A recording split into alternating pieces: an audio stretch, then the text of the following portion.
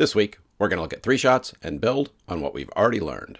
So these next set of shots are all very similar, and we add a little bit to one of them because the TIE fighters are going to fire. So I'm going to sort of cover these shots all together quickly. To start with, everybody's following a path, including the camera in this shot. Now, the one thing about this, as we fly along, we're going to notice the camera's going to speed up a little bit to reveal the X-Wing is being followed by that TIE fighter. Now, the way I sped up the camera is the camera's following a path, and I simply did a path offset to speed it up. And in doing that, it basically says, instead of moving this speed down the path, speed up, and then continue on down the path. That's a quick explanation of it. I'm sure you can find a more in-depth tutorial, but just so you know, everybody's following a path at the same speed, except for the camera. I speed it up with a path offset to get it in front of the X-Wing. Now, as we follow these paths, you'll notice the X-Wing is bobbing back and forth to try and shake the TIE fighter, and the TIE fighter is following behind. All of these are following paths. Once I had my camera path, I just duplicated the path for each object, and then I would use keyframes to move the path to different positions along the trench.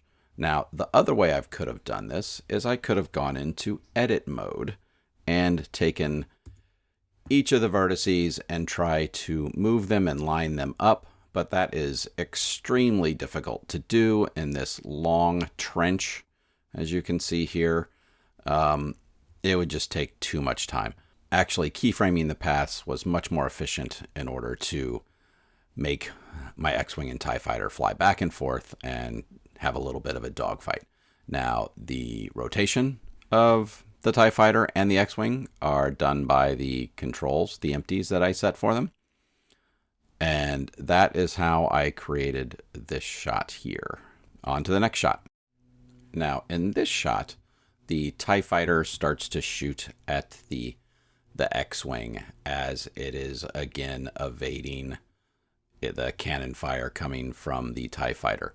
Now, just like the last shot, using the controls for the X-Wing and the TIE fighter to bank it and make it flip and rotate around, the follow path in order to move the TIE fighter and the X-Wing up, down, left, and right. You see a lot of stuff is going on here.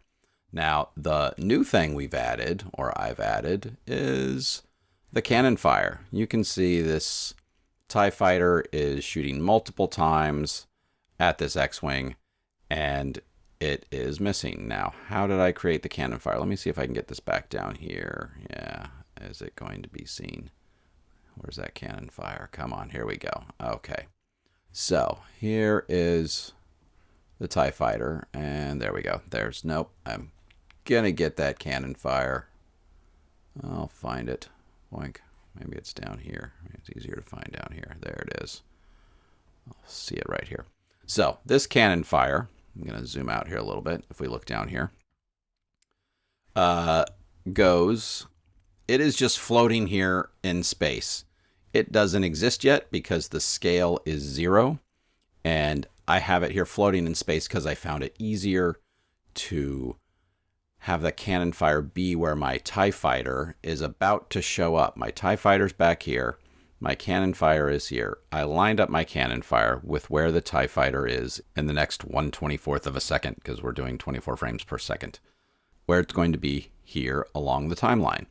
So in the next in the next millisecond along the timeline, I go from nothing to expanding the scale out, and as we know, my scale sucks, but we come in here and now you can see that the cannon fire has gone from nothing to the size it's going to be to fire, and it travels along, and once it misses, I do the same thing.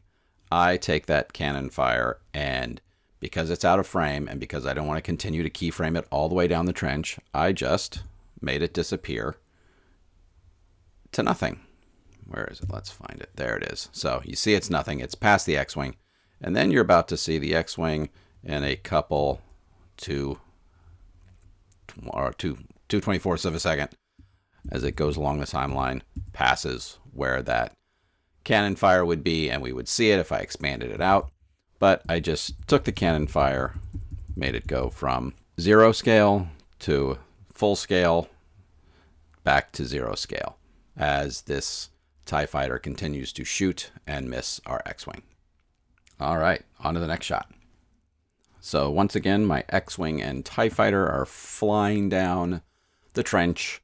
The TIE fighter has just missed shooting my X-Wing. And now in this shot, the X-Wing in this instance is flying up and over and winding up behind the TIE fighter. Now, once again, the paths to go up and down and left and right are keyframed, up, down, left, and right. And then in order to slow down the X-Wing and speed up the TIE fighter, I keyframed the motion path again. And you can see, where are we over here? The path. Here we go, right here. The evaluation time. You can see how the evaluation time changes. It's the exact same thing I did earlier to reveal the TIE fighter. You can see it speeding up and slowing down. This is the TIE fighter speeding up because it is actually going in front of the X-Wing, and the X-Wing will be slowing down to going behind the TIE fighter. Let's see. Turn that on. Click on that, and that should have the same. There you go. You see it changing its evaluation speed as well. So there you have it. 3 different shots, all with similar stuff going on, and just continuing to add with the skills we've already learned. Next week, we blow up more TIE fighters. I'll see you then.